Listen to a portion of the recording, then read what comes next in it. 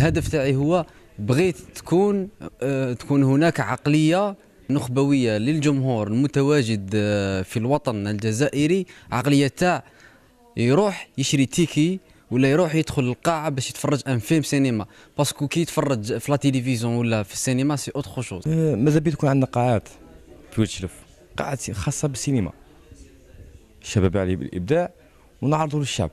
احنا ماذا بينا تكون كاينه مبادرات اكثر في هذا المجال باش يعطوا فرصه للشباب الهاوي، للشباب اللي يحب الفن السابع او مهن السمع البصري بصفه عامه.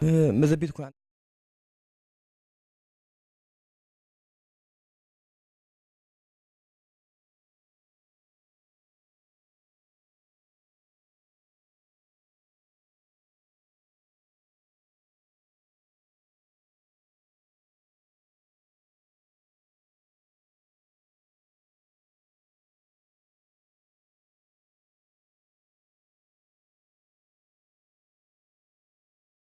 قطاع الثقافة ورغم خدمة للفنان والمثقف الشلفي بصفة عامة، الظروف راهي مهيئة إن شاء الله من هياكل ثقافية، هياكل استقبال، وإن شاء الله هذه لا بداية.